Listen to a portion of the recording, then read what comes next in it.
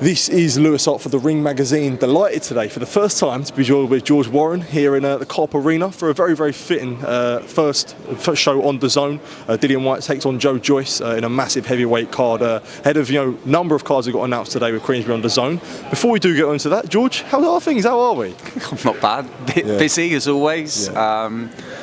Look, we just plough ahead. That's all it's about for us. Is just maintaining the momentum that we've been building as a business for the last few years. Keep adding to the schedule. Keep trying to create good events and deliver for boxing fans. That's it. Absolutely, yeah. Obviously, 2024 was a massive year for Queensberry, and the start of 2025 has been huge. Obviously, a great show on Saturday. But yeah, I guess just touching now on for Dillian Whyte, Joe Joyce, ahead of Okolie, Riakporhe, and David Adelaide against Jamie TKV. Yeah, how excited are you to get this card and the first one on DAZN, which is a massive one? Yeah, really happy with the matchmaking, really happy with how I think the fights blend, the narratives that are created. There's a bit of history between a lot of the fighters that are going to be up on the stage soon, and I think this is going to make for good fights, and that's what it's about. We saw that on Saturday night, obviously with Derek and Otto, and I think British boxing's in a great place at the moment, and the key for us is to just continue to deliver competitive fights, quality fights with good narratives, fill up arenas, sell tickets, create atmosphere, and deliver opportunities for our fighters. Yeah, especially with a fight like Whyte and Joyce, both fighters that have had probably quite a bit of concerns in the last few fights with how they've performed. Does this make the stakes higher, where it's almost like a last chance saloon for either of them? Neither of them can really afford to lose. No, I agree. That's what makes it so interesting. Joe was definitely the favourite going into the fight with Derek, but I think with Derek's win even on Saturday night against Otto, it's kind of allowed Joe the opportunity to really resurface and grab another opportunity. Derek's shown that you can come off of losses and still do things, so he's got to win this fight from his perspective. But Dillian will be feeling the same. He's obviously had a few issues recently, but he has been an entertaining heavyweight in British boxing, one of the biggest attractions in British boxing for some years. And look, it's make or break for them. The winner of this, I think, goes on. They're going to be involved in big fights. The loser, it's a tough road back. Yeah, absolutely. You mentioned there about Dillian having a few issues. What is the latest there? Are they all what are the latest, I guess, with the British Boxing Board and control? Is that all resolved now? Because there is still really no explanation for why he failed against Anthony Joshua. So from your view, what is the latest with that? Well, look, from our view, we're the promoter of an event and under the jurisdiction of the British Boxing Board of Control.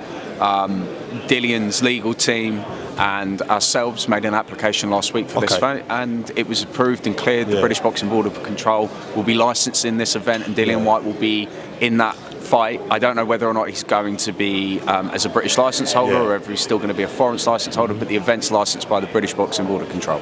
Yeah, I guess so. When it comes to that application, there was no concerns from the board or any sort of queries from them as a result of that? No, I mean, listen, that's a question more for Robert Smith, but as far as we're concerned, application went in, it was approved, fights licensed, fights on. Okay, Okolie, Riakporhe, that one's been building for some time. It started, I think I was at the Creed 3 premiere when they all kicked off. To see that now, but at heavyweight as well, makes a really, really interesting fight. Yeah, I think so. I mean, look, Lawrence could no way get back down to cruiserweight. I think he chopped his arms off. The size of him in his last fight against Hussein Mohammed. Looked strong, he looked big at the weight.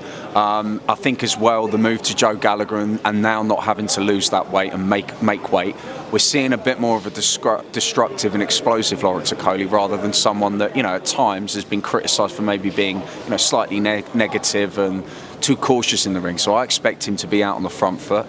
There's a rivalry here again, so that helps. It helps the fact that both of them are going to want to win this because there's a bit of pride at stake. And Rich has come to fight. Fair play to him. Credit to him for stepping up and taking the fight at heavyweight. Obviously, with this fight as well, he's working with boxer with Richard Riakporhe being a boxer fighter. Yeah, it's pretty clear, obviously, the issues that your dad and Ben Shalom have had. But yeah, for yourself, there is still a working relationship with boxer in Queensberry. No, I don't. Listen, there's no issue. Look, there are promoters that we have probably a more amenable and friendly relationship with than others, but at the end of the day it's business, and this is not about me working with a promoter. This is about us delivering an opportunity for our fighter Lawrence Okolie, and this is a fight that I believe he wins. I think that it will be competitive. It's commercial. It means that eyeballs are on him, and if he comes through it, defends that silver title, it sets him up for what we want to do with him next. The promoter representing the other side of it, it's not relevant to us. Yeah, absolutely. And this one being at the co-op as well. It was just touched on Saturday night. How special was that atmosphere there, and to have it again on April the 5th as well? Listen, it was amazing. I love this venue. We're going to be here very regularly. What they've built here, OVG, is incredible. It's set up as so fan friendly. I think music events, I'm actually looking forward to coming up here and seeing one, because I'm hearing the acoustics are incredible. But look, as a boxing venue, you can't really, if you were going to plan something, it's how they've built it, and it's something that we can grow with. We obviously did a fantastic gate with Derek on Saturday. We expect a bigger crowd here for April the 5th, and again, I want to be back here in the summer. Another fight that got announced, Josh Taylor, Ekow Essuman, ahead of another, obviously on the chief support, Lee McGregor against Nathaniel Collins, which is a really, really good fight. But obviously back up to Scotland for a massive fight for Ekow, who's earned the right with 2 great fights against Owen Cooper and Ben Vaughan as well, so it's an exciting one, that. Yeah, really happy for Ekow. I mean, Ekow's been with us a long time. He's been unfortunate in the sense that he's probably been stuck at domestic level for quite some time, just because of the quality of the welterweight division internationally. It's always been hard to break him through that, and he suffered obviously a loss when, if he'd come through that, we'd had a final eliminator for him set. But this is the type of fight for him in against, arguably one of the greatest British fighters of the generation in Josh Taylor, an undisputed champion. Him stepping up to welterweight, it's going to be interesting to see how he deals with the new weight. Ekow's going to be probably the naturally bigger guy, but for us, it was a great opportunity to work with a great fighter like Josh. He's now with Queensberry. I don't know. I think it's a very intriguing fight. I think for us, if Josh was going to come on board, and I'm glad he has, we wanted to make sure it was something that we could go and sell with him back in Scotland, and we're very happy as a business to be back up there. Anto Cacace, Leigh Wood, a great fight in Nottingham, and I'm sure I don't need to say too much about how exciting that fight is, and I'm sure you feel the same way. It's a great fight. It's just meet in the middle. Just enjoy, just sit back and enjoy it. Could be over in 2 rounds, could be a 12-round war, you just don't know. Both big punchers, both aggressive, don't know any other way to fight. They fight with pride. There's a lot at stake here, albeit the IBF title's no longer on the line for Anthony deciding to vacate and take this opportunity. But the winner of this sets himself up for another big fight afterwards, and that's what it's about. It's just continuing that momentum, delivering great fights. For Queensberry as well, when you see, I guess in the recent couple of years, it's been sort of a traditional trend of London, Manchester, and they obviously would do the occasional Birmingham or Telford show when they had a Midlands fighter on. Is it good to, I guess, sort of now be also going into other different territories, like, as you say, Nottingham, Glasgow, and other areas like that? Oh yeah, no, listen, that's been one of the things as to why we've scheduled the fighters that we have. Some of the recruitments that we've made is because we've seen gaps in the UK market where we feel that we can go as a business, sell tickets, deliver great fights. So yeah, absolutely. The plan is that London's still a huge market. Manchester's obviously massive, and we've had great success in the Midlands. We've seen great traction in Liverpool with Nick Ball's event. We're down in Bournemouth on March the 1st. That sold incredibly. I'm told by the guys this morning, I think there's only a couple of hundred tickets left for that show to go. So tickets are selling, but we're having to work as a business as we should to make sure that if fight fans want to come to events, they're for events where you're going to see competition, you're going to see some rivalry, and you're going to get a great atmosphere. And with this kick-starting the relationship with DAZN now, I guess how important was it to start strong and sort of start as you mean to go on, really, with the whole of 2025? As you say, the relationship with DAZN now a really, really important one. Oh, massively. Look, I mean, our job's to deliver for them. Our job is to grow their global boxing business. I know under certain terms that's a job for them. We deliver for our broadcast partner, as I feel like we've always done. And we had a great relationship with TNT. But relationships change and you evolve and you move on. This was an opportunity too good for our business and too good for our fighters not to take advantage of. From your point of view, do you expect TNT to stay in boxing? Like, what do you think their future will be? It's not for me to comment on that. They've got very smart people that run and operate their business. They'll decide what they're going to do. Did want to ask about a few of the heavyweights, because obviously the Queensberry heavyweight stable is thriving at the moment.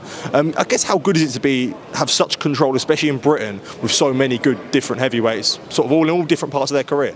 Yeah, look, it was a strategy that we decided to implement a few years ago. It hasn't happened overnight. We saw a gap that we felt. Heavyweight boxing is always something that's very commercial, something that always fans want to see. There's nothing like a big heavyweight fight night.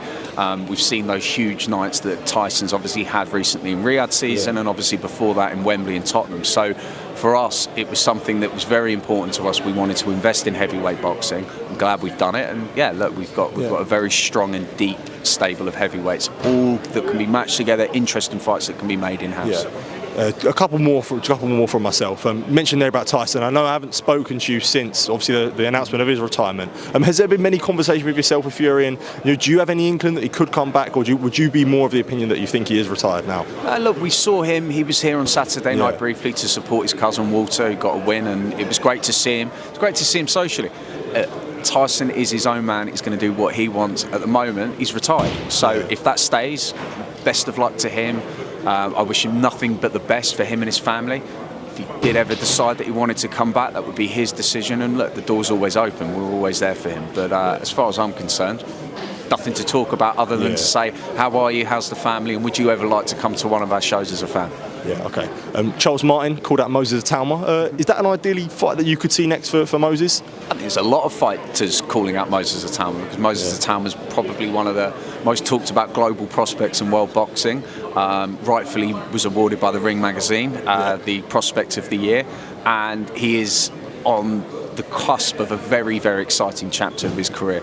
I have so many high hopes for what he's potentially able to do. There are always going to be call-outs.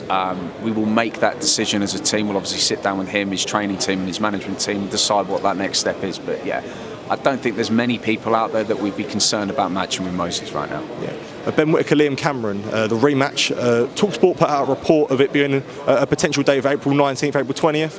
Don't know if you had any comment on that. Ideally, I'd imagine it would be a Sky show, but is that ideally for Liam Cameron, that would be the aim for April 19th, 20th? Look, Liam for us deserves a big opportunity and a big purse for what he achieved out in Riyadh. He was written off before the fight. I think he was treated, to a certain degree, a little bit disrespectfully. No one really considered that he would have the opportunity. He's never had the backing of a promoter. And I saw someone that went out on his shield, put in a great performance. And I don't know, it was for us, it was just, you know what, I want to get involved and I want to help this guy. And that's what we've tried to do. That deal is not done yet. I think it can be made. Everyone's just got to be sensible. The fighters have got to get the right amount of money for the fight, because it's a big rematch, and hopefully that will happen. Yeah, absolutely. Final one for myself. Do have to ask you about next week. This time next week will be in Riyadh ahead of two massive fights for both Queensberry fighters, Hamzah Sheeraz and Daniel Dubois. How excited are you? And just another one. There's no concern with Carlos Adames. Obviously, I know he put out that tweet, but by all means concerned, Adames will be there on next week. Oh no! Adames has flown. He's travelled already. So there was a mix-up on his schedule of dates. Yeah. He tried to travel before his visa was active, and that was the issue relating to that. But no, he's out there. That fight's on. Look, it would be remiss of me to say what we're trying to do in the UK, it doesn't even come close to what Turkow Sheikh's doing in Riyadh, and we're up to what is probably one of the most incredible fight cards that we'll ever see. Certainly in my time at boxing, there's never been anything as strong and as deep and as competitive and as quality packed as what we're going to see next Saturday in Riyadh. I cannot wait to be there. Obviously, I'm going to be looking nervous in a few fights, but there's some there that I can sit back and relax on.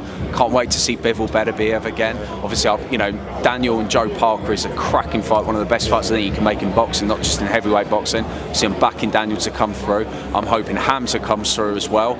Be great to see another, British fighter get crowned as a world champion, and I'm just so excited. It's just stacked of quality, competitive action, and I tip my hat off to him. Yeah, absolutely. I think you speak for a lot of us, George. Always a pleasure. Thank you for taking time to speak to me. I really appreciate it. And all the best for the press conference and the show, mate. Really appreciate it. Thank you.